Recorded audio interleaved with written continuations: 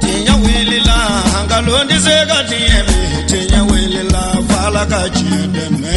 tinya wilila hangalondi zega tiebe tinya wilila fala kachideme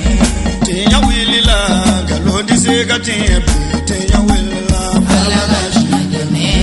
tinya wilila namara shikolomba tinya wilila fala kachideme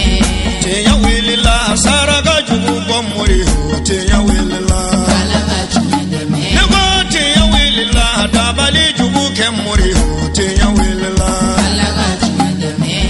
أعوذ بالله من الشيطان اللعين الرجيم. بسم الله الرحمن الرحيم. اللهم صل على سيدنا محمد الفاتح لما أغلق والخاتم لما سبق ناصر الحق بالحق والهادي إلى صراطك المستقيم وعلى آله حق قدره ومقداره العظيم. وبعد السلام عليكم ورحمة الله تعالى وبركاته. بلمو أمبي أوفوكا ولنمندو أو منو سغلنبي أناني سغينا شريف لا جبراني سانفي جمانين كونو جمانين كوكا أمباين الله سبحانه وتعالى في ألكا كسينا كهنا كبركة جديلين ألكا أو كنن أو بلا جلينكا واجلو كنه كونو أمبي باماكو تالكو ديلا أنكرا مغنوي شيخ موسى جيم أليكا زاوية كنا ميني أكمبي قرآن الدرسيورو أني فقه المالكية أو كلا يروي كابين شيخ تجاني رضي الله عنه أليكا قدباني ياما أي كنه باسيغي من باتو كاسيكا حكري لاجينينكي شيخ تجاني يري ما مندو أني تجانيا فسمانتيا منو باويردولا ولا سا موكا سيكا فاميو سرالا أكنه كونو مغو برا فامبلا جلين فكنا من سرالاي أنغا جيكا أنيمادا أوفي. أيها المدثر قم فأنذر وربك فكبر وثيابك فطهر والرجز فهجر ألا تمنن تستكثر ولربك فاصبر فإذا نخر في النعقوم فذلك يومئذ يوم عصير على الكافرين غير يسير ذرني ومن خلقت وحيدا وجعلت له مالا ممدودا وبنين شهودا ومهدت له تمهيدا ثم يطمع أن أزيد كلا إنه كان لآياتنا عنيدا سأرهقه صعودا إنه فكر وقدر فقتل كيف قدر ثم قتل كيف قدر ثم نظر ثم عبس وبصر ثم أدبر واستكبر فقال إن هذا إلا سحر يؤثر إن هذا إلا قول البشر سأصله سقر وما أدراك ما سقر صدق الله العلي العظيم. أنك توريكا إنديني barsa an mona kan fo sora kan tuga mina an fo fana mina munun bolo olu fana ya adan fo ma tuga mina olu e chamanya fanye ola ali bi kana ye an koro olu e shehu ye an jigi ba kan dona na tawla ala ka torika yin ala kan yere ke a che do ye amin rabbi nyota an te dore torika yin kono ina fo mogo min ben I mogo be demsen na ka ci akika feno takadima iba fa e ka go takadima abo takadima an ci de woni tore ga kono nyota ante foy do ala barsa shegu banunu uga hadara konna hakikatan aga giri onma ametan sigi zawya kono wazifa ke ka ban ibta soro wazifa be ke ka ban fente ambe minye walma ka foko dusuku nye de daele la ka sera ka feno ye antoye adno kerila wazifa kono ka ban i b'a dɔn k'a fɔ ko tɔrika jɔyɔrɔ bɛ yen k'i ma so o ma a bɛ se ka kɛ e kɔni ye tɔrika kitabu dɔw yatala Cheikh Umar Tijani ka kumaw bɛ sɔrɔ cogoya min na ala Cheikh Umar Tali ka kumaw bɛ sɔrɔ cogoya min na tɔrika kɔnɔ e kɔni bɛ se k'o kitabu yatala mais k'a fɔ ko a bɛ fɔ e ma tɔrika kɔnɔ ko cɛ n'i sera o jɔyɔrɔ ma sinon wasifa in yɛrɛ fini in bɛ da fini jɛma in bɛ da ka wasifa k'a kunna cogoya min na n'i nana ka na mɔgɔw sɔrɔ a la n'i ma deli k'a ye i dabali bɛ ban i dabali bɛ ban sinon fini jɛma in dalen don a dalen don ka mɔgɔ dɔw de bisimila yɔrɔ don a dalen don mɔgɔw de kama a dalen tɛ ten dɔrɔn aw cɛ ma ten dɔrɔn a dalen don mɔgɔw dɔw de bisimilali kama sisan ni e bɛ wasifa kɔnɔ i kan k'a dɔn k'a fɔ n'i sera jɔyɔrɔ dɔ kɔni ma e n'o tigiw kan ka ɲɔgɔn ye o barisa tɔrika yɛrɛ tigi ye mɔgɔ min ye n'o ye Cheikh Ahmad Tijani ye radiyallahu anhu ale yɛrɛ ye cɛ min ye ale ye alakira ye yakizatan k'a sɔrɔ sunɔgɔ tɛ ni mɔgɔ dɔ fana ye baro kɛ ale ka hakilila ye ko tɔrika ko si tɛ tiɲɛ ye ko cɛba ninnu ye tɔrikaw sigi de pour que mɔgɔw kana sigi u dama ten kuma bɛɛ i ka sɔrɔ ala bato la ne ko n'a kɛra o ye o yɛrɛ ye tiɲɛ de ye o i ye fɛn dɔ créer pour que mɔgɔw kana se ka sigi u dama u ka ala bato kɛ su ni tile kuma bɛɛ e ma Cheikh Umar Tijani yɛrɛ tɔrika in yɛrɛ kɔnɔ tile kɔnɔ i mana kɛ wurudiden kɔni ye i ka k'i jija solatul fati siɲɛ 1000 tile kɔnɔ i ka se o ma don min na n'i fɛrɛla ko tan sɔrɔl'i bolo a ba 3 fo ka taa ba 4 na i k'o kɛ a kun tɛ dɔwɛrɛ i ka n'i da don mɔgɔw ka kuma caman camanw na kɔrɔfɔli ninnu ni mɔgɔfɔ ninnu i ka n'i da don olu la. An b'a ɲini ala fɛ a fɔlɔ n'a laban ala k'a ɲa ka d'a ma ala k'a na aw kunnadiya ala k'a na aw la wasa sababu ɲumanw bɛ ala bolo ya Rabbi ala k'a di a ma sababu jugu ya Rabbi ala k'an bɛɛ kisi a ma ala k'o k'a ka ala ya bonya kosɔn an sigira kɛnɛ sanuma min ka bonya n'a nɔrɔ a n'a karama ya Rabbi ala k'o di a ma jiba barika kosɔn sɔli ala Muhammadin ka kɛɲɛ wagati cogo ma a da kan an karamɔgɔw bɔra kuma na u y'a bɛɛ lajɛlen fɔ k'a ban pewu kuma min bɛ anw fɛ dɔrɔn folikan don ani dakuruɲɛ kelen k'o da o kan ala jɔnw olu ka lahalayaw kɔnɔ an'u ka hikayaw olu kɔnɔ n'o tɛ kuma jan wɛrɛ tɛ anw bolo an b'an balimakɛ min ka kɛnɛ sigilen kan bi n'o ye Cheikh Musa Jimi ye anw teri don an jɛɲɔgɔn don an n'a jɛra a bɛ wagati caman bɔ o jɛɲɔgɔnya wagati ninnu kɔnɔ a ye an jidi Seku nɔfɛ tugu bɛ maa jidi fɛn min na anw y'olu sɔrɔ a bolo teriya kɔnɔna na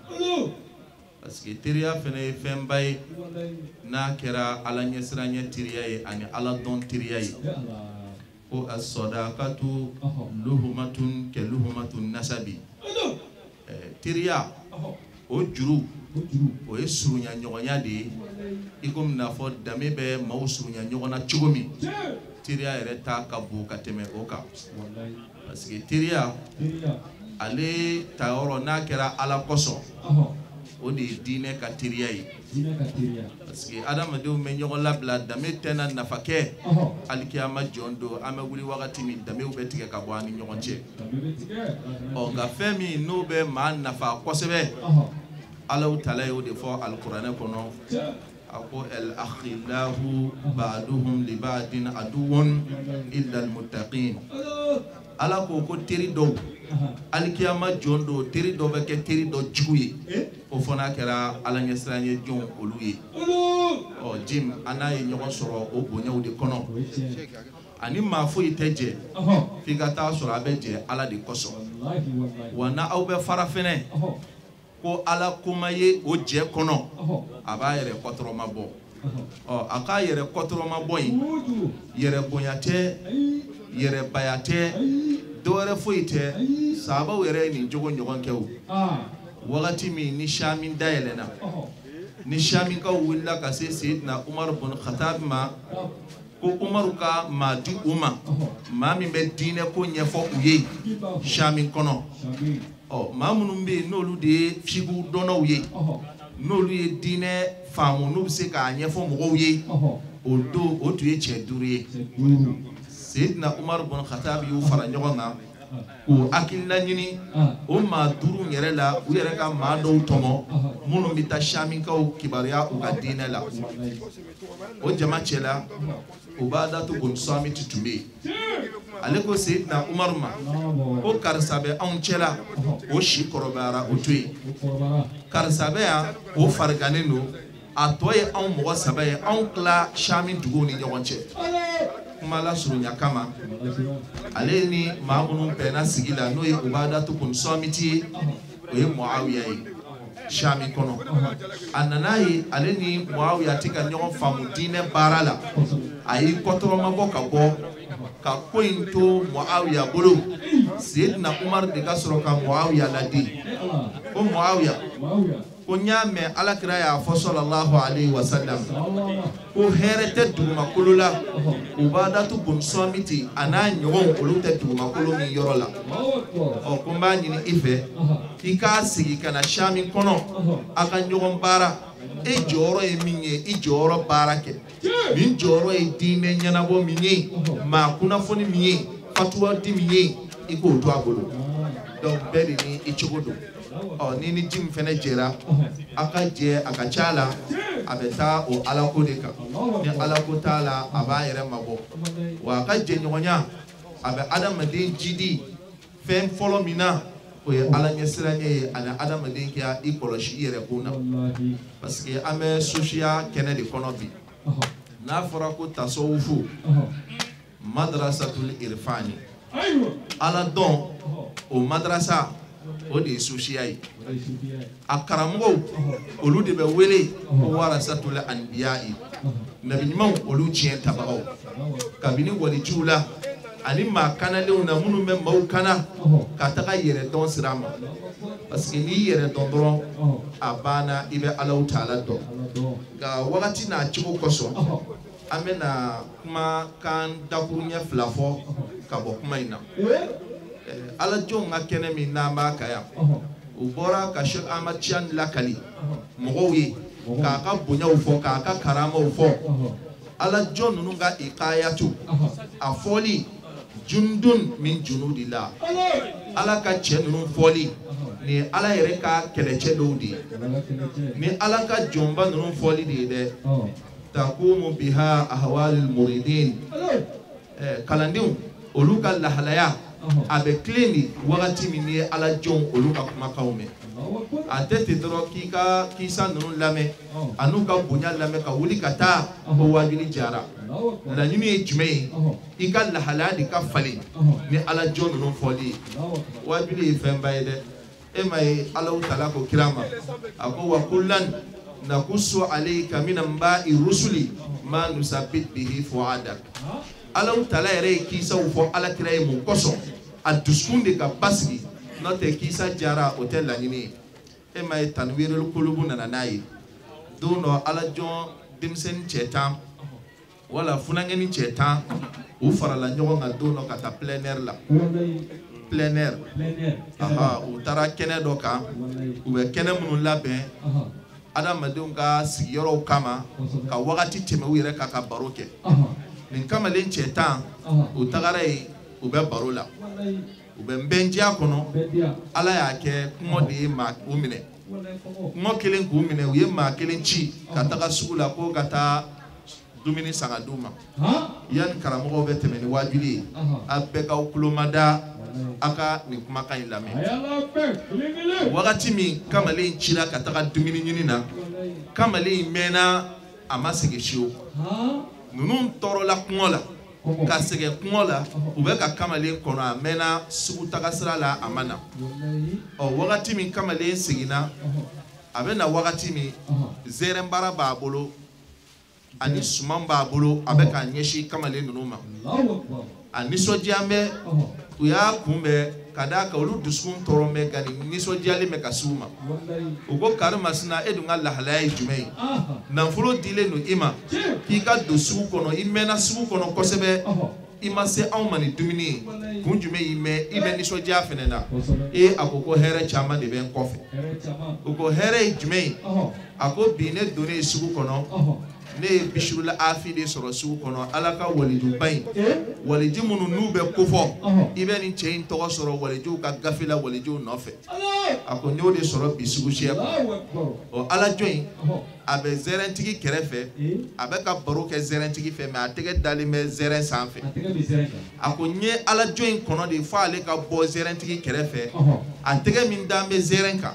o barka min dona zerena mun ko songo sanga na di awma ayere ka tabaruku ke ni zerengi abse ka zeren barka soro chogomi ni zeren takibiluli anauka utege joshala ani zeren duni agodi mewanye zeren sa dinara muga kana di awma ninkele ka foko ni ala jomba imbulu magara zerena kamalen che to munumbi begirina zerenka ube zeren uba amransi ubu tege joshi zerena ka zeren barka nyini ko paske ko ala jomba dobe ko tege dara zerena kamalen kelimi ale masonga maga zerena kamalen wulila kabita ale ka pleiner baro ale fa ubana uya nyini ko karsa e wuli ku kata ete songa zeren takibility ka zeren amransi ka barka nyini teki bolo maga zerena ako neba awere nyini ngaw bishrul afi asira ni bonya ni karama ni fenjme ton nun ko ama ko ni ay ko bishrul afi sira ni mbonyama fo aw mem maga abolo fendola wala abolo magara femina nambo barka nyini ale jurula ako dore tere kaya soro de be takwa ni ala nyasira nyei wal amali sali ani barani manke asrana ala de nyaka barani manke ako nayo soro ni oyo ata bone ble ne kan tega maganina ninte ale ere ka lanyini ay ala nyasira nyesoro ni sirami anganda osira ka barani manke o de ala jondo nu ga lanyini kisa fo anya dore fuite ala jondo nu yere bolo an ka se ka do ala utala ka dafe kada ka sushia te dore yi ka adama den duskuni sanuya ka di alama ki ibla baranyman kera aku ay ko iznu ko ni dani klodi ngo karamo don do benna ni ngo kiye ijaza iznu mutlaku duma karamo bete dala de ngo tuma yere bolo ka sebe beba do inata dalente ne ka warka inata dalente nga muriala inata dalente nga donina nyina o sambi sabani kele asebene flala o hanga nyina maya be odi nanyi fen sura kono alhamdulillah nama fen sura kono alhamdulillah ale ere babu ala ko qur'ane kono akonguma ay ala kafar dili no kera abe sanji jigi ka caya abe nako foro abu dama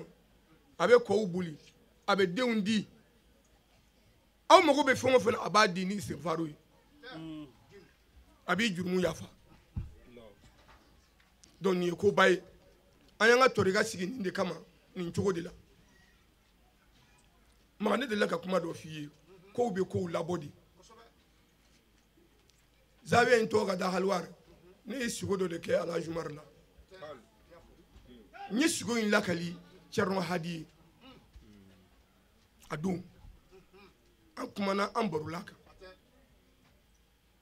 nyangania ka taw duma ngona la yoro la tike ni be hal na kira 1 mètre si 1 mètre me zawiya kala ala sona ka yoro no yanyi nya joka bili ka zawiya kala mata de menyi yoro shi arabu ka doro metala association ka doro metala yakili be cheina ka doro metala wallahi yakile balmay na ka doro metala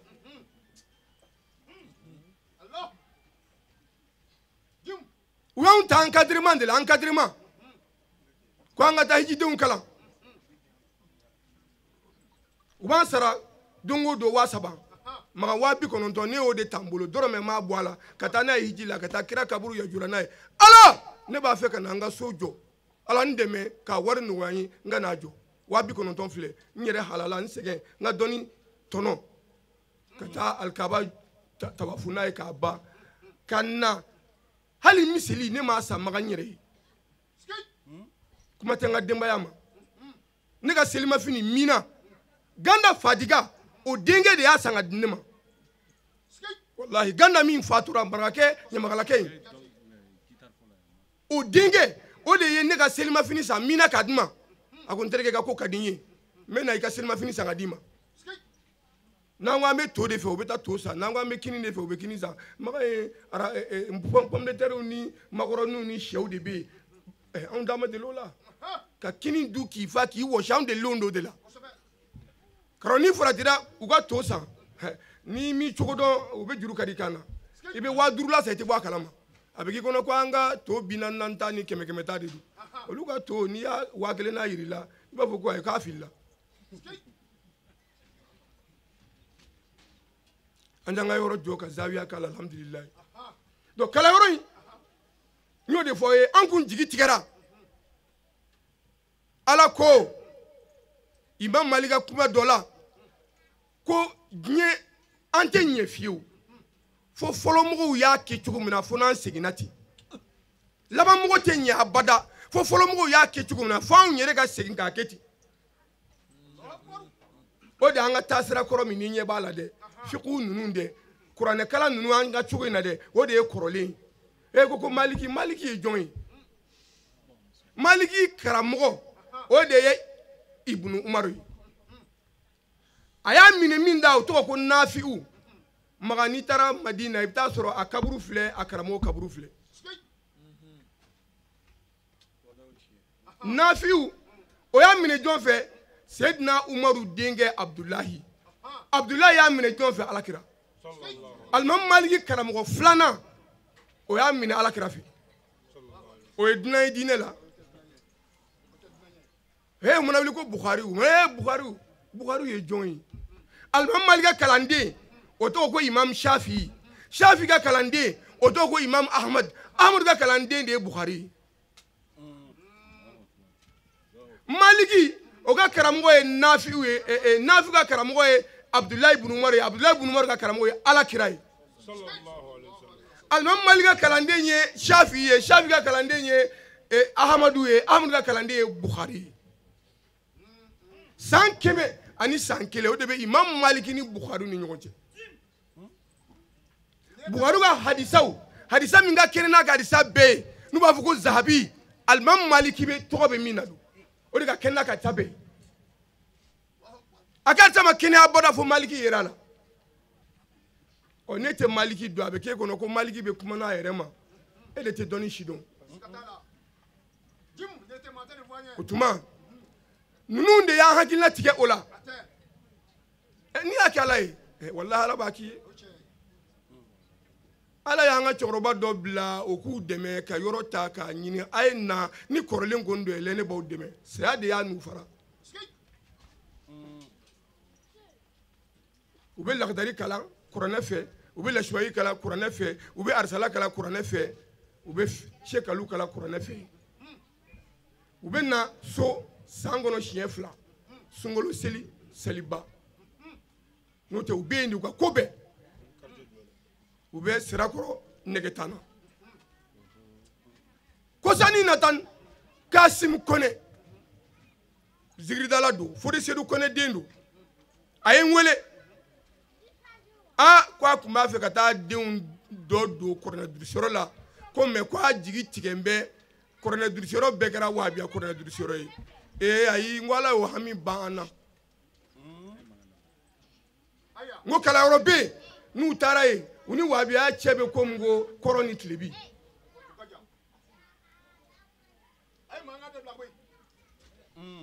n ko a ma n ko a k'i labɛn a ka na an bɛ taa n'a ye ka taa den di i ma baro kow de cayara tile 2 in na n'ala sɔnna ma n bɛ taa ni den ye denmisɛnnin min bɛ yen bi a ka ca maa 200 ye ne yɛrɛ ka maa 8 bɛ yen ala barika la mashi o tuma an bɛ ala deli karamɔgɔ an ka cɛkɔrɔbaw ko n'i ye maaw dan k'i ma kɛ premier de ko f'i denw ka ye n'u y'i denw da o tuma i ka première tiɲɛna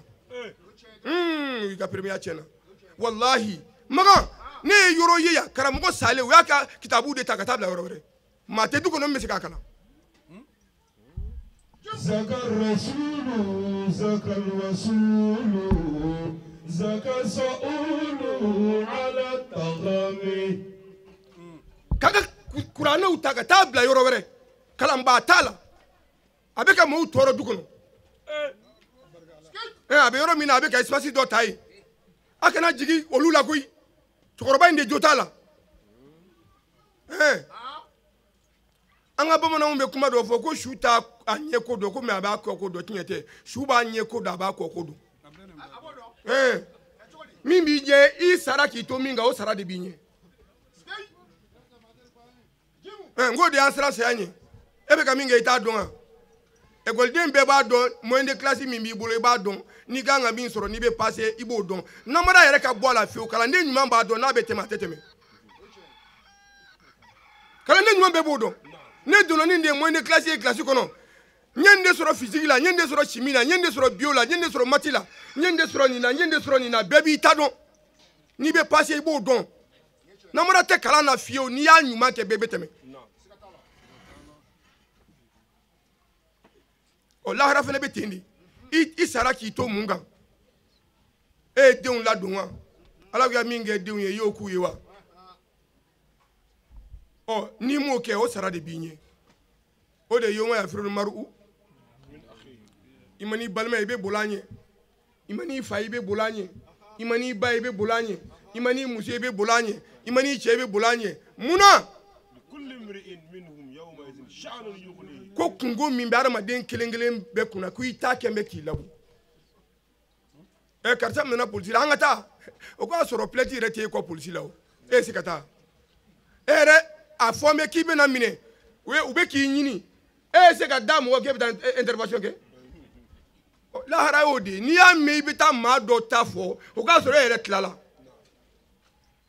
o de kosɔn n'i y'i taw ye i bɛ boli parce que min b'i kunna o kɛn bɛ k'i labɔ e n'i den mana jɔ sisan dɔrɔn o minɛna k'a bɛ lɛnpɛn de don k'a ma hijabu kɛ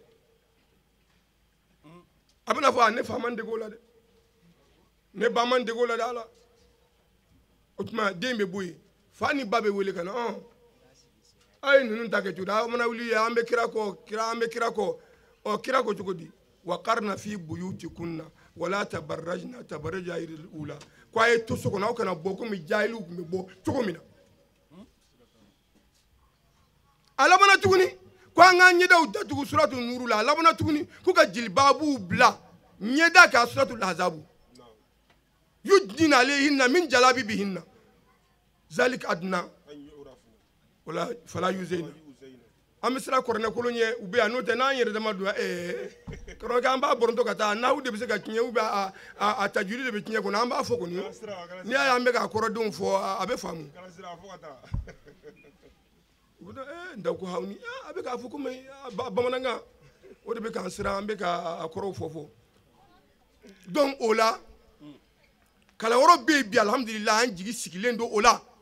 kɔrɔlen bɛ fɔ ala ye a bɛ kalan ala ye n'o bɔra yen sariti 23 an tɛ n'a bɛɛ fɔ an bɛ 5 t'a la 10 walasa an balima minnu bɛ sira la u ka dakun damadɔ fɔ Cheikh Tidiane radiyallahu anhu a ka n'i bɛ don a ka tarika la sariti 23 de b'a la sariti yɛrɛ dama ka baara kɛ n'a ye kalandenw dɛsɛra o la Ahmad Traoré a denkɛ wulila yan ne ye Cheikh Kalu kalan a fa de fɛ juzu awal ni juzu sani 88 92 san 4 n tilala la Amdalahi Kalapo ka kalanden n'o ye Ahmad Traoré Amadou Blé a juzu fila ne taara a kalale de fɛ 88 ka tila ka bɔ o ni bi cɛ awa kalan kɔni an bɛ k'a tɔ kɛ denbaya mana na an ka karamɔgɔw ko ten k'i ka babuni caman kalan yanni baba cɛ karo ni baba cayara i jaabe wuli koyi ani walandaw tɛ ɲɔgɔn ta tuguni o tuma Sheikh Tidiane radiyallahu anhu a ka kalanden dɔ bɛ Alhaji Umaru Futi a bɛ kangari da mɔgɔw ye ko fɛn damadɔ bɛ yen ko kalanden k'i méfier o la yanni kalan cɛ n'i ma o ɲɛɲini yanni kalan cɛ k'i ka taa bagangɛn na a dɔ ye jumɛn ye k'e kana kɛ maa ye n ta ka fɔ dɔrɔn n bɛ taa kalanden dɔw bɛ yen ne ta ka fɔ dɔrɔn n bɛ taa ayi minnu ta bɛ fɔ e kɔ e b'olu ta dɔn a bɛ sɔrɔ i ka walan tɛmɛn'o kan mɛ a bɔr'i kɔnɔ n'i ye maa tɔw ta lamɛn u b'i hakili jigin i kan ko ja ne tun bɛ ka n yɛrɛ nɛgɛ koyi ne tun bɛ ka nin kɔrɔkɛ min ye ja o tɛ filanan kalan ni maloya tɛ jɛ sabanan kalan ni yɛrɛbonya tɛ ɲɛ a dɔ ye jumɛn ye k'i kana furu kɛ yanni i ka kalan ka se yɔrɔ dɔ ma muso fila saba b'e bolo e bɛ kalandenya la o kɔni o y'o bannen de ye sa o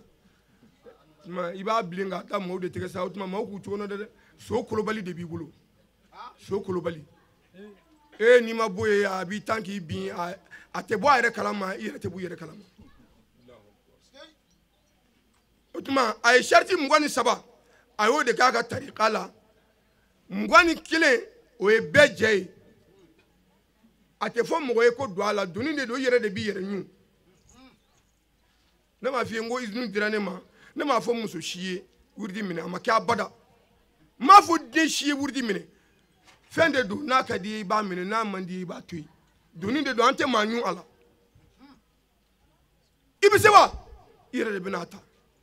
i tɛ se i yɛrɛ de b'o dɔn bɛɛ b'i fanga hakɛ da dɔn o tuma ni cɛ a kɔrɔ a to yen u bɛ min fɔ ko n'i y'a minɛ k'a bila k'i kunna ka go mɛ o ye nkalon ye anw bɛ siran k'o fɔ wa n'i y'a minɛ k'a bila i bɛ don jahanɛmɛ na anw bɛ siran k'o fɔ wa o tuma an dalen t'an ta in na wa mun na voilà n'i bɛ kuma fɔ i b'a a sariti de da ɲɔgɔn na la ilaha illallah maa min man'o bila i bɛ taa min astaghfirullah maa min man'o bila i bɛ taa min salatu ala nabi maa man'o bila i bɛ taa min n k'a kɔrɔ de ye nin ye maa tɛ don alijinɛ k'a sɔrɔ i ma kɛ tiyaniya ye yan maa o ma don alijinɛ kɔnɔ k'a fɔ Sheikh Tidiane nali ye yan o tuma tiyaniya ko tɛ alijinɛ ko ye mɛ a bɛ sira surunya n'a fɔra sisan k'an ka taa dugu kɔnɔ nin bɛ mobili de la nin b'a ka jakarita de la nin b'a sen na dɔ bɛ se fo ka sunɔgɔ k'a sɔrɔ dɔ bɛ sira la sira surunya de fɔra arakurusi tɔdika ko ye arakurusi de ni mago bɛ sisan dɔrɔn ka sin ka bisimila ramadani 100 sɛbɛn papiye la sisan dɔrɔn i bɛ don ordinateur kɔnɔ dɔrɔn ka copier coller dɔrɔn k'a gosi dɔrɔn a bɛ sin ka a kɛ k'a ban ni ko nin k'o sɛbɛn walan na sisan o la sariti fɔlɔ o de ye maa min bɛ wuridi di a k'a sɔrɔ yamaruya b'a bolo kan'a ye dɔrɔn ne ye kalan kɛ n bɛ tiyaniya wuridiw cogo dɔn ne yɛrɛ bɛ n sigi ko n b'a di mɔgɔw ma ayi ordu ko de don anw b'a fɛ de ka aladɔnya fɔ k'o kɛ an ka kɛ alajɔn ye o la o tɛ maa kɛ alajɔn ye i bɛ baara de kɛ o de b'i k'a ye ni Cheikh Amala tɔgɔ fɔra Hayidara a ye baara de kɛ koyi ayi a ye baara de kɛ koyi ni Ibrahima tɔgɔ fɔra a ye baara de kɛ koyi an bɛ mankan ci min na bonda datugulen tɛ dɛ u jɛra diɲɛ de kɔ ka Ala ɲini Ala ko wallazina jahadu fina lanahdiyannahum subulana wa inna Allaha lama'al muhsinina n'i y'i cɛsiri Ala ka ko la bɛɛ Ala n'i bɛ ɲɔgɔn fɛ Ala ni maa ka kɛ ɲɔgɔn fɛ foyi tɛ min ka di k'a bɔ an b'o de fɔ Ala kira ni Seydina Ibrahima Abubakar Sidiki inna Allaha ma'ana ko Ala n'an bɛ ɲɔgɔn fɛ o y'a bannen n'an bɔra yen a sabanan k'i kana taa wali wɛrɛ kaburu ziyara a ɲɛnama walima a salen ni fa ye kadiriya ye n'a sara i bɛ taa dugawu k'a ye mɛ ni ko Ala kɛ n fa su kama Ala ka nin dilan i ka wurudi tiɲɛna pepu o ye a sabanan ye a naaninan dawamu muhafazati ala salawatil khams ka dume farda 5 selili kan c'est tɔrika yɛrɛ kɔrɔ de k'i ka kɛ silamɛ ɲuman ye n'i ye tiyaniya den kɔni ye san o san e bɛ gamu kelen de la wurudi bila e ma fɔ wali to olu ka martaba laban e b'a daminɛ o de la tiɲɛ kalanden mana don tiɲɛya la bi n'i ye jawari ma ni sɔlɔ jawari kamalen 12 fɔ dɔrɔn ala kira bɛ kɛnɛ kan fini in fɛnsɛ kun y'o de fini in bɛ fɛnsɛ o de kama ala kira bɛ na a ka sahaba cɛdani bɛ na Sheikh Tijani bɛ kɛnɛ kan an ka fini in fɛnsɛ kun don n'a ye juma ye o de ye ka Sheikh Tijani kanu dume fo saya a wɔrɔnan kuntala surunyala karamɔgɔkɛ kuma n'o de kan adamul amini min makirilayi ta'ala anw donna tɔrɔka la ka ban a banna min ka d'an ye an b'o kɛ kalon don tɔrɔkatigi de ye silamɛden ɲuman ɲuman ye Cheikh Tijani ka tɔrika radiyallahu ta'ala anhu a baselen don fɛn belebeleba saba de kan u ye Cheikh Muhammadul Hafiz al-Misri al-Tijani u y'ale ɲininka ko yalima Tijaniya yɛrɛ ye mun ye a ko ko at-tariqatu dhikrun wa mudhakaratun wa akhlaq a ko Tijaniya ye wurudi de Tijaniya ye ɲɔgɔn bilasira ye ko Tijaniya ye jogo ye wurudi o ye an bɛ lazimu ni wazifa min ni an b'o kɛ o n'a shartiw don i n'a fɔ usazu bɔra k'o shartiw fɔ sisan cogo min na sharti 40 ani kɔ k'a sɛnsɛn ka n'a kɛ sharti 23 ye k'a sɛnsɛn ka n'a kɛ sharti belebeleba 3 ye a ye tilayɔrɔ 3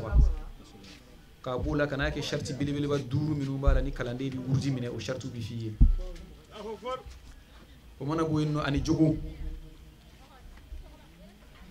a ɲininkara ko Tijaniya wurudi kɔfɛ ko jogo dhikrun wa mudhakaratun wa akhlaq u y'a ɲininka ko jogo in kɔfɛ ko yalima mun de bɛ to yen a ko jogo mana bɔ yen ko a tɔ bɛ to a ka ɲɔgɔn bilasira Tijaniya kalandenw an kan ka ɲɔgɔn bilasira silamɛw bɛɛ lajɛlen kan ka ɲɔgɔn bilasira an bɛ ɲɔgɔn bilasira ni Ala ye ka ɲɔgɔn bilasira ni kira ye an bɛ ɲɔgɔn bilasira Ala kama ka ɲɔgɔn bilasira Ala kira kama sallallahu alaihi wasallam u ye Ala kira ɲininka ko a ko diinɛ ye ladili ye ko yalima mɔgɔ bɛ ɲɔgɔn ladini mun ye a ko ad-dinu nasiha u y'a ɲininka ko liman ya rasulallahi a ko lillahi wa li rasulihi wa li ammatil muslimina a ko diinɛ ɲɔgɔn ladi don silamɛw yɛrɛ dama kan ka ɲɔgɔn ladi Ala ko la u kan ka ɲɔgɔn bilasira silamɛw kan ka kɔnɔnajɛlenya kumaw fɔ ɲɔgɔn ye u man ka ɲɔgɔn jaba khasatan kɛrɛnkɛrɛnnenya la n'o y'a sɔrɔ a bɛɛ lajɛlen bɛ jɛ ka ɲɔgɔn sɔrɔ taabolo kelen na ni o bɛ wele ko wurudi sira tɛ kelen ye Cheikh Tijani ka taasira o y'a dɔ ye Ala y'a fɔ kuranɛ kɔnɔ fi suratil kahf n'i ma ɲinɛ faman sha'a ittakhadha ila rabbihi sabila ko n'a ka di maa min ye k'i bɛ se ka siratigɛ dɔ minɛ min bɛ kɛ sababu ye ka hɛrɛ surunya Ala la siratigɛ ka ca min di tɔrika Tijaniya ye a bɛɛ ka ɲi a bɛɛ ka kɛnɛ a ka kan silamɛw ka ɲɔgɔn ka taabolo bonya a ka kan silamɛw ka ɲɔgɔn ka hakililaw bonya bɛɛ lajɛlen ka to i ka taabolo kan Cheikh Tijani b'a fɔ an ye radiyallahu ta'ala anhu a ko n'i nana k'i bɛna don ale ka wurudi la sharti 5 min b'a la ni muqaddamu b'o f'i ye o sharti 5 dɔ ye n'o y'a sɔrɔ e bɛ wurudi taasira la min bɛ kɛ sababu ye k'i surunya Ala la walima i kɛmɛ ka karamɔgɔ wɛrɛ don i ni Ala cɛ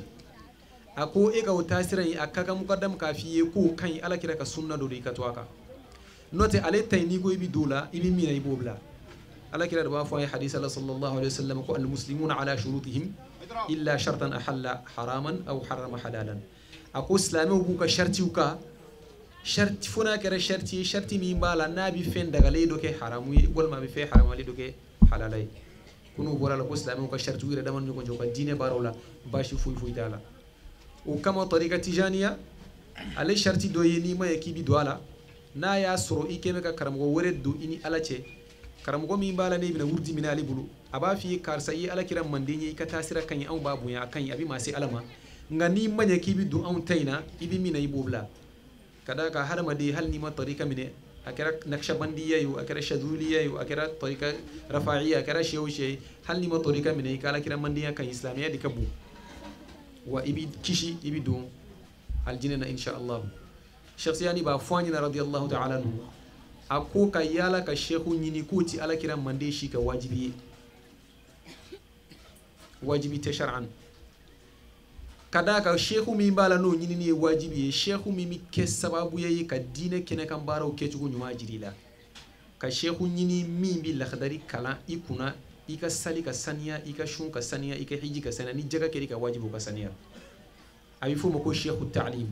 parce que a foli mako al ma'lum min ad-din bi darura islamé ka islamiyati ta bara minun ko o bara o nyini ni sheikhu o nyini ni ka wajibi wode karam woy nga shakhsiyani ko ko tariqa ko yi naflay tiya do wurdi do be ni yolu ke bi ala kirere keneka nga be ka wajibite ni ma yere min sona ka fo ko ale ni banane do ale ni mankene abala ka manyini ala nyini sirafe ola sheikhu mi bala no ga sawabe ke tege mine ki lase ala ma o nyini ni kere ka wajibi no te ko shere la ko wajibite abini fo jawahirul maani kono aba fo jawahirul maani mujalladu folo de la volume folo radiyallahu ta'ala anhu shakhsiyani ka tariqa wa ba wali ko tariqatul ulama doni ba ko tariqa parce que arabu yi kalambadi wodi kama akum islami ko ala hala wujati mine mawo ma beyne ka bare ni alakira ka bara bi fonyo no sunnay sallallahu alaihi wasallam akum critiquer ka kuma fi ma kuma mi bala ke sabuye ka ere jon yere la ki tige yere la fi bi ni ka sige ka dinena ويا فانينا الشيخ إدريس العراقي بافوقا ما فوقو هكذا ورد في سنة رسول الله صلى الله عليه وسلم ni barake bara mina la kira ka sunnati ta ko shakhsani mi laje abanye ko mi goro aba fi ko alma asebena tande ala kira ka sunna na walma ala kira ke tande wo ya fo ko telma kay ala kira kanu ka kanu fo bana ala kira la pe sallallahu alaihi wasallam kuma chugo ko mi i hakli jiga ala kira kuma chugo sallallahu alaihi wasallam aka dine barake chugo ko mi hakli jiga ala kira ka dine barake chugo la aka zawiya kono fiqhu kitabu ko fe bukhari kumi kala bukhari bi kala arab kan jema na ayre ba sharha barbar kan wala amazighiya la min kumi bukhari kala to ko sheikh abdou salam boutali wori kumi ala kira ka sunna kala sheikh yani ba sharha o sharha fana sebena ngamado negela bi faska gula ba ayre modi ngule no ika donc ka ko tariqa dien foy ti akono minti ala kira ka sunna ni fedo sorola tariqa tijaniya kono ko ti ala kira ka sunna o bi taka bla sharia baskilla kada ka tijaniya kono kuma beti shek tijani ka kuma yi shama tijani fatura ani bice san keme saba doni ngaje doni ba wera unana minu dona tariqa tijaniya kono ko do makke unyena me ya semenu ka famiya yi o do bi dambe kata shek tijani ma ka sura ka kuma te mu ko wera ufana dona tariqa tijaniya kono ka soro sirru wera ubu bulu dalu wera ubu bulu ba bara ka jenetike tabul lo bi nafa surala u dona tariqa kono maso ngabla ko safe olu yo wurdi wono sirudi u dewma o belajele cera ka faratiyana wurdika no tatiyana jose lazimu di astaghfirullah la ilaha illallah salatu ala nabi sallallahu alaihi wasallam o lazimu jawahir wazifa o jawharatul kamali o tan kele wal matan fla abeka kene istighfaru bi sabah salatul fati bidu la ilaha illallah keme donc ni le tariqa tijaniya fenwo fembe ko farala tariqa tijaniya kan ko fe imma o ka wele ko wurdi kerengereli sheikhu bo di kalandin kerengereli ma note o ti ka wajibi sono suluku ni ala nyini sirafe akakan kalandi ki glufe mina o salatul fati ni lazimu di sheikh yani shi toto le santan aya fo kalandin yi imani kala to ko papier che kana blakoro aba fi kiki duni jigini bela akmi salatul fati wele ko pierre unique al yaqutatul farida aba fo ko sirru hadhihi tariqati fil yaqutatil farida akwale ka tariqa in secret be a gindo be bi salatul fatih dila aya fo a shi san biolo blanc fo kata se 100 ans a fatu sama atikma la to shiga bi kuma salatul fatih diga a gelara ka sai ga do ma akoko faqad nasahtukum ayyuhal ahbab akon kanu bo nyalla dini salatul fatih nyalla di woni de se boy ka fo ay kada ka mami nga ma baya anaka limane sire ala kira yelima sallallahu alaihi wasallam alere ko ni mago nyana kama mo jan fali nafati sama bli wori kama akma ko najeya akmi chiyefo akakala ndewi akoni mami salatul fati mine chiye kemeduru tan kilingaje ko jiye here ani la here ko kerika wajibi hal na mandi ni shakhsiyani ka kuma abafo ko man wazaba ala al-fatih lima ughliqa عدد 500 إلى 11 وجبت له فتوحات الدنيا والآخرة أكوني ما من دون صلاة الفاتحة شيء كمدور تان كنيكاجي كو هل ني جيني لا هرا هير مديه جيني لا هرا هير بي إني أبتا يرديما أنغوني أكوربان يا سروي تين donc akaka islamé dina nyon sosolu ika idoni jugolu la femi nyini be erefe ere bi tabulo mina o keko nyuma iki farifon o fe cheikh siani ba foy anyina akunga kalande umba ladi ay sahaba ko sirata ako akana songa ma nyuma weli ayere la kula tad'i martabatan wila wilayatan fa inna allah huwa alwaliy ako e kana fo fiu ne tijana mine sanne kera mukaddam ube ne sheikhu ye sisan ngoni njoro bande bene bolo ne manyu mai akika donc ala jonya de bla monye kika sahaba ko tabulu laje e mai sayyidina umar alayhi ridwanu ayatu madina ka kuma sahaba do fe persu ga jamana na kasoro sugote o ya kuma kame sayyidina abubakar siddiq a fatuto a muso konoma nana foye ko mba fe ka testament ke ka seben do ke ka blani dinye o ka una bangina e ko fe a be se ka ke i dinga wala fitini do na folotina sore ako min bi e kono ala ya jira na muso do ya do ko ne keshfu dai sayyidina ali alayhi salamu ako kira e doni dabba kelinde yele ali doni da kilon kele bakele na katla ka bakele wore da yele ali nga shaksiyani ba foye ko sahaba nu kani joro nunu be ko shima songa fo ko anwe kutubuye anwe mabaye an joro sere na hakay ma an go bu ma tawi kasru kam martaba da faro kam makamatu da fara ode kama shakhsiyani ka kalande no tijani kalande nyumay mi bala naka harfu tugume shakhsiyani ta'ala radiyallahu ta'ala anhu ko yika mugoto yuka tasirauka iki doni jigi fe mi nyini be erefe erebi mina o kechugo nyuma iki chesiro fe ki ka do ka fo tariqa ino shamatiyani ka tariqa doni o bolo de asebe tariqa in charni a jama chayali kase ma million keme chama jiye kono gindo kina ro bala oti foyi parce que doni ba famba dona ala ana bari nga dani chugo yala nu yaye ka fo kalamba baraka feminge ubituku kalamba no fe o ka barawla ako angana mashi wele ka fo ko lu kana don ale ka tariqa la mo bi tabulu mina ko tabulu kañ akoy ka do ko kunandiya fiye kabilla walila oye ma dawti ko lu bi kale ka kalandiye ubi ala kira sorona ale ka siray akoy ka do fana ala ka mania ani balili o fiye oye ma do fana fatandi oluti tijaniya mine akoy ka do ka bagafe fara wa sebeni ke fo olu jara ni sheikh sani ka ladili kawni aba fo ka kalanu radiyallahu ta'ala anhu aba fo fana ko kalanu anganyo antanu anganyo ambuya ako ko kalande belajili bay fakili belajili bakili ako ala kira ya fo sallallahu alayhi wa sallama ako afika kalande ya ahmad tijani ku kana ne toro ako ala tibani nga sallallahu alayhi wa sallama ako ne ka kalano me toro chugudi ko tiba ya fo nga sallallahu alayhi wa sallama ika kalande yere dama kan nyogon toro o toro o bashi bisenima akka kan tijani ya kalande ibi tabulu minano tariqa tijani ika nyini ka nyedo adamade ibi baramina ni ta nyedo ibi sekatikala akaka mukaddamu ka kalande umbunya ku ka hake udafa parce que kalande wi alaka khalifa wi mukaddamu bulu akaka fana kalande fana ka mukaddamu bunya kadaka ala kira ka sharia anaka sunna anaka tabulu defense tabu wi mukaddamu wi akaka islamo belejili ka nyogon bunya kadaka dina ere kono fe minga buka teme fe beka wi islamiyani ala kira mandiya di aforanyana ka fo shakhsiyani ya for radiyallahu ta'ala anhu ko at-tariqatu nafilatun akika do tariqa kun nafila siradu dogo ko tariqa ere jumeyi akoko at-tariqatu nafilatun taqarrabu biha ila Allah ta'ala ako nafila siradu islamiyya dine baraw belejili kele ko fe ka banka dafa islamiyya fe ibi nafila sira mi mine ki sunu Allah ko tiyane yodi donc amanga fiu tijani kalande mu nyere dama ko fonyango ka fo ni ebine e ma mine ne ka sheikhu bulu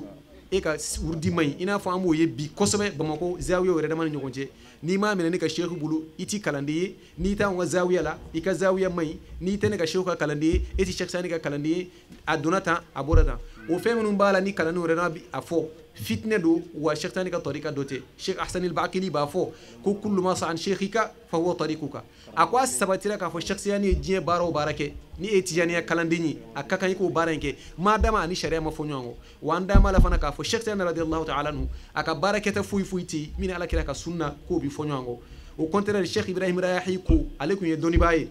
akwa le turaka yalawla abi ala ka jongni nale ala jongni ala kira ka sira aka ala kira ka sira livre de babulu na e kalamba mi ko me kiye manyumay abita gerila abika baraketo na ala kira ka baraketo sanga ka alaje na yaye ka fo ika baraketo na ala kira tabi nyanje aba fo ko alisi ka kika kalandi anana to o yalala fo atara si fas jamanana asira fas minge asro fas masake ya wili aya soro sheikh yani ka manga wilidu ay livre ndo akongola ka wili ka sheikh yani sigara radiyallahu ta'ala anhu asira minge ako ale dona ka soro choroba in noro ledu a cheka ni dawla bala martaba yura sigima ka jamacela ako aga kalanu maraledu ladabuledu basigiledu ako hal ni gabakuru bora bilila ka be tellement que basigini tranquillité be iba amangame ma shita jirila jamana ka fukunde ahmad tijani tellement que jalaliya ni martaba ni noro mi ba sanfe ako ni nya dara ka do ibi ala kira kanu ala do bi shinga do iduskunati ko ale gerela jamana ale asigi sheikh yani kirefe ale gerela jamana ka asigi mi ko salwati nanase ko kera min ko Sheikh Sani willa ka saljita ale kitabu ta ka kitabu do akongola kata jo ka Sheikh Sani saljita to laje na ya saljita ko kilinge ale ba ala kira ka tabulu kilinge fu ka ta ka saljita to dafa ako ale kan nyine maya be anaka recherche be amma maye man mi kira ka sunna appliquer na fo Sheikh Ahmad Tijani radiyallahu ta'ala anhu ako nana bo alaminge unana kana salfa na sali ko ay kibaru fili na ruku ka ale ba ka ruku laje na ya sujudu ka ale ba ka sujudu laje na aka sigi ale ba ka tumanina tu laje ale aka salam bla tungu na ka jalsa na ka salita bulu bele jili laje akera ale nyiko ba fu ko ala kira fotokopi sallallahu alaihi wasallam ko yorobe ale ya bulu ba mai ka ba ka ka soro ka tarika min ka ke Sheikh Sani ko ale ko nefsi ka ke edika kalane parce que edi ba ala kira nyina fi bo mana wa Sheikh Sani de tiani kalande bele jili ka imagi akaka tiani kalande be ka keni tabulu ni la ka tiani kalande bele jili ka keta anti mashi wele ka fo kana tarika tijani amine mimi minga bele jili ka twitter ka wa anti tarika defensive anata parce que Cheikh Hassan al-Baqili yafo akwa kana طريقه ديفانسيتا كلا تدعي محبه شيخك او انك تنصر طريقته فالشيخ منصور ako kana fo fiu nene ka sheikhu ye mba defensita mba ka tabulu defan ako na ka tabulu kuma defan ke ku dise ka ka kalandinye ere na me kan yere kalfama la alla barka kama ala na hine ere la donc ki kana fo fiu ki bi ma ka tabulu defan o Cheikh Hassan al-Baqili ka tabulu wi akani ladilika nu farana ko mi wati sira ako ni tale ka ladilika wire ako ale keto kakani kitabu yin sebe wati mina sugo tefiu ko tijani muqaddam wara be yoto ko Sheikh Sayyid al-Arabi ibn Sa'ih ko uruhaniya bora ale kene ka fo ale nyina e bala kitabu min sebe ni dabla nota ni kitabu yin sebe ne tabina tunu parce que ne de ka kitabu la ko dino ne tasbe sa ne tabina tunu ale ko meke fatura e bina ne no fe kene ka turu ko na livre sebe ako o honi manyuma fatura ko dola bi segi kana ko kere minge o martaba no bonya ka bale aka livre sebe ni jo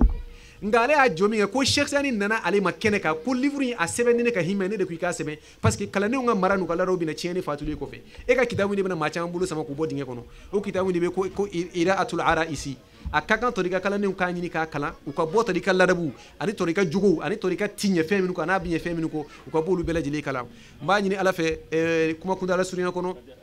fitini min fora ya rabbi ala ka ke fen bala ni ay adamadi unafa no ya soro fili borala o doni dogoy ni fe do soro la o ala kira ka barkay sallallahu alaihi wasallam ami befu ka haketo ni befe kambe anyi wona wore assalamu alaikum warahmatullahi wati na atogoya ani place ubi ma bla place de la ka soro minti ka place ko kama uye kuma ni amudafu kana nema kana akoseme kasoro anti koseme yorowi ma minnu tɔgɔ fɔra sa n'a fɔra ko an ka kuma olu kan hali u tɔgɔ fɔli ka bon an ma jango an ka kuma olu nɔ na nka alhamdulilayi n'a fɔra k'i ka mɔgɔw fo n'i banna k'i t'u fo e de ma sɔn n'o tɛ hali n'i ye bobo fo a bɛ fɛn dɔ yira i la min kɛra k'o diyara ye alhamdulillah nin kɛnɛ ni ɲɔgɔnna ka sigi tijaniya denw fɛ tijaniya tɔgɔla ani sigili ka kan maa min y'a sigi ani sigili ka kan ala tɛ fili a ka kow kɛcogo la an b'a ɲini ala fɛ ni an t'u ye bɛɛ ala k'an kɛ u kanubagaw ye ala k'an kɛ u nɔfɛmɔgɔw ye ala k'an tugu u nɔfɛ fo ka taa don arijinɛ kɔnɔ karamɔgɔ min ka soda ani segu min ka soda don n'o ye segu musa jimu ye min ye a ka segu ye n b'a dɔn n bɛ dɔ dɔn a la sabu musa jimu yɛrɛ ye anu sɔrɔ a fɛ anu kɔfɛ mɔgɔw don kalandenya la o segu fɛ a nana an sɔrɔ yen de an n'a jɛra ka kalandenya kɛ ɲɔgɔn fɛ danaya kan tigɛnsuya tɛ min na o kosɔn ni a kɛnɛ wulila an bɛ ye yen segu min ye a kɛ segu ye alhaji usman khalafu bin abi bakar a sigira bamakɔ yan mali y'a lakodɔn a faso o ye folomana ye jɛnɛka don asilu la a bɛ fɔ a ma khalafu rasulillah sallallahu alaihi wasallam n'o ye haidara ye haidaraya ani khalafuya a bɛɛ lajɛlen Seydina Ali jamu de ye haidara o min kɛra tɔgɔ bangeni ye Seydina Aliyu ba de y'a fɔ a ma haidara kɔrɔ ye waraba a yɛrɛ y'o fɔ a yɛrɛ ma ana lezi samatini ummi haidara kɛlɛsi ghabatil karihil manzara k'ale de maa ye ni a ba ye a fɔ a ma ko Hayidara k'ale ye waraba de ye cɛ ni cɛ ka ɲɔgɔn ye i ni waraba ka ɲɔgɔn ye tukɔrɔ a man di nisɔndiya ti yen wa ko ale bɛ ten de nka a kɔrɔkɛ a n'a burankɛ a n'a ka kira o de y'a fɔ a ma ko Khalafu alakira sallallahu alaihi wasallam tuma min na a bɛ taa Tabuka kɛlɛ la a y'a ɲini Seydina Ali ka to a nɔ na Madina diinɛ kunna a ka bila mɔgɔw kɔfɛ a ka diinɛ baaraw kɛ ka kɛ mɔgɔw ka kuntigi ye alakira taalen nafigiw ye nafigiya kɛ ko Seydina Ali ni alakira yɛrɛ man di sisan ko i m'a ye a ye cɛw ta ka taa kɛlɛkɛyɔrɔ la k'ale bila a ka to musow ni denmisɛnninw kunna nin kuma nin fɔra a ye Seydina Ali dusukun a y'a tɔɔrɔ a yɛrɛ y'a ka ɲaamɛ siri ka boli ka alakira magɛn a ko yala i b'a fɛ i bi diɲɛ ka ne to musow ni denmisɛnninw de kunna alakira ko Seydina Ali ma ala tuhibbu an takunna minni bi manzilati Haruna min Musa iz yaqulu akhlufuni fi ahli a ko yala e t'a fɛ e ka kɛ ne la i n'a fɔ Haruna kɛra nabile Musa la tuma min na a bɛ taa ni ala ka ɲɔgɔn ye yɔrɔ la gunuɲɔgɔnya yɔrɔ tuuru sin na a y'a fɔ a ma k'a ka to a kɔ a k'a nɔrɔ bila a ka diinɛ ɲa o tuma ne de ko i ma k'i ka bila n nɔ na o de ka da Khalafu Rasulillah o tuma na a ba y'a fɔ a ma ko Hayidara kira y'a fɔ a ma ko Khalafu jɔn de valeur ka bon kira ye min fɔ a ma sabu ala y'o mankutu wa ma yantiku anil hawa o sirikɛ o de ye tarika di Segu Musa Njim ma a y'a d'a ma o de ye tarikatu di ne yɛrɛ ma an bɛɛ ka Segu don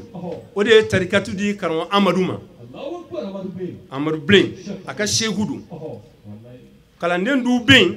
minnu nana kalafo fɛ ka sɔrɔ u bi tarikatu la o dɔw tun bɛ 11 na sirikɛ y'a fɔ sisan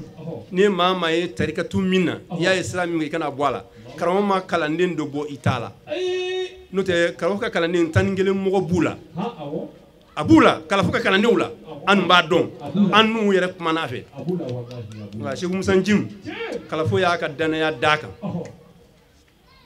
k'a kɛ muridu ye k'a kɛ mukadamu ye o kɔfɛ k'a kɛ khalifa ye ka n'a kɛ Segu ye a fatura k'a to o de la n'o ye nin ɲɔgɔn sigi ka maaba ninnu wele o kana o kɛnɛ kan a ka kan Fatiha Bismillahirrahmanirrahim Alhamdulillahi Rabbil Alamin Ar-Rahmanir-Rahim Maliki Yawmiddin Iyyaka na'budu wa iyyaka nasta'in اهدنا الصراط المستقيم صراط الذين أنعمت عليهم غير المغضوب عليهم ولا الضالين ولله ملك السماوات والأرض والله على كل شيء قدير إن في خلق السماوات والأرض في الليل ونهار الألباب الذين يذكرون الله قياما وقعودا وعلى جنوبهم يتفكرون في خلق السماوات والأرض ربنا ما خلقت هذا باطلا سبحانك فقنا عذاب النار ربنا إنك من تدخل النار فقد أخزيته وما للظالمين من أنصار ربنا إننا سمعنا مناديا ينادي للإيمان أن آمنوا بربكم فآمنا ربنا فاغفر لنا ذنوبنا واغفر لنا سيئاتنا وتوفنا مع الأبرار. Bi ye donba di parce que nin don in torika tijaniya kɔnɔ o da to événement caman kɛra bi Musa Njim bɛ ka kɛ an ka groupement leader dɔ fana bɛ yen Sufi Baba fana bɛ ka kɛ conférence n'o ye Mali Tijani ka fédération o fana ka congrès kɛra ka bɛn bi ma c'est pas pour rien a bɛɛ ye bi ta k'u ka événement kɛ ka bɛn a ma parce que torikatigiw fɛ Tijani sira fɛ gundo dɔ bɛ bi don in na parce que bi ye Yomul Fatul Akbar Cheikh Tijani ka jɔyɔrɔ min ka bon n'a ka jɔyɔrɔ bɛɛ ye grade a y'olu caman sɔrɔ ala nɔ kɔnɔna na kɛnɛ kan kow tɛ nka a bɛ faamuya hakilima b'a faamuya a ye place min dɔrɔn n'o ka bon n'a ka place bɛɛ ye dɔ b'o ko ketimiya dɔ b'o ko khatimiya n'o ye Fatul Akbar ala y'o d'a ma ka bɛn bi don ɲɔgɔnna dɔ de ma o de b'o ko a ka kutubaniyatul uzma n'i ye nin jateminɛ torika kɔnɔ donba don koba don a kun tɛ fête kɔrɔ la an ka maabakɔrɔ tɛmɛnenw b'a fête mais bi a bɛ ka fête walasa mɔgɔw ka ɲinɛ don in kɔ walasa mɔgɔw ka Cheikh Tijani yɛrɛ ye jumɛn ye kɛnɛ kan ani gundo la ani waliyu ka jɔyɔrɔ n'u ka makamaw na nɔrɔ kɔnɔna na place jumɛn b'a bolo parce que ale de bɛ ko mumidul awliya wa salihin ko tɔw bɛɛ bɛ nɔrɔ minɛ ale de la ale bɛ n'a fɔ central min ni compteur bɛɛ lajɛlen branché b'ale la courant poteau bɛɛ lajɛlen bɛ yelen ta ale fɛ n'i ma branché ale tɛ yelen sɔrɔ hali n'a sɔrɔ i t'a ka torika la da la ko dɔ bɛ n'ale ɲɛ gundo la i yɛrɛ tɛ min kalama parce que a yɛrɛ b'o fɔ a ka kitabu ban bɛ n'o ye jɔyɔrɔ ɲuman a yɛrɛ b'a fɔ kɔnɔna na ko kullu waliyyin akhadha min wala bil ghaibi ko nɔrɔtigi bɛ dɔ soli anw ka kɔlɔn la hali n'a sɔrɔ i yɛrɛ t'a dɔn k'i mina an ka kɔlɔn la hali n'a sɔrɔ a ka wurudi t'i bolo donc o fatu n'o jɔyɔrɔ min dira a ma o kɛra ka bɛn bi don ma donc a kanuɲɔgɔnw n'a ka kalandenw olu b'a ɲɛnɛma dugukolo fan bɛɛ fɛ ni sigida ye sigida kura ye diinɛ baara fanga ka dɔgɔ a kɔnɔ yɔrɔ kuraw don wajuliw ni ala ko fanga ka dɔgɔya mais ala ye Cheikh Musa Njimu ci ka na n'ale ka n'a sigi yan ka n'a sigiyɔrɔ bɛn yan ma ala jɔnw y'o cogo di n'u sigira sigiyɔrɔ min na cogo ye min ye o b'o de jara sigida la Mutanjim cogo ye wajulu de a cogo ye ala ko de a cogo ye maaw welelen ka na ala ma donc ala nana ale sigiyɔrɔ bɛn nin sigiyɔrɔ ma a ma sigiyɔrɔ min don pour le moment sigida kura don a maaw ma wajulu ni ala ko fanga bɛ bɔ a kɔnɔ mais ale ɲɔgɔnna karamɔgɔba a y'a ka so fa dɔ tigɛ k'o kɛ zawiya ye wurudi bɛ k'o kɔnɔ salu bɛ k'a kɔnɔ nin kutubaniya fana y'o fana ɲɛnamaya kɔnɔ sigida y'a ɲini donba tɔw fɛ bɛ silamɛya kɔnɔ san kɔnɔ ko k'a bɛɛ ɲɛnamaya la kalanbulon sigira fa kɔnɔna na a bɛna kɛ sababu ye ka yeelen ani nɔrɔ k'o di sigida in ma donc nin y'a kutubaniya nin y'a ɲɛnamaya ko fɔlɔ ye Cheikh Musa Njimu fɛ a ka zawiya na talikoden kɔnɔna na o de y'a to bɛɛ nana fara a kan la ka na don in ɲɛnamaya ka don in barika k'ala deli san nataw ala ka o jira an na kutubaniya gundo ni nɔrɔ minnu b'a kɔnɔ Cheikh Tijani ka madadu n'a ka nɔrɔ an bɛ min dɔn an di min dɔn k'a deli ala fɛ ala k'o di an yɛrɛw ma ala ka nɔrɔ d'an ma ka telelu k'an ye k'an ka gɛlɛyaw fɔlen nɔgɔyaw la k'an ka jamana basigi k'a kɔlɔ suma san caman b'a la ala k'o d'an ma ala k'o k'a k'ale bonya kɔsɔn sɔli ala na an b'a ɲini Allah subhanahu wa ta'ala fɛ duwawu minnu kɛra ala ka u minɛ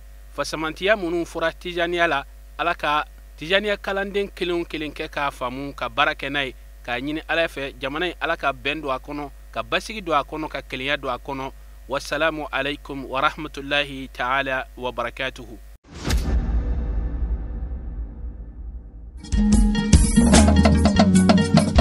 Tinya wilila hangalondi sega tinyemi tinya wilila fala ka chideme tinya wilila hangalondi sega tinyemi tinya wilila fala ka chideme tinya wilila hangalondi sega tinyemi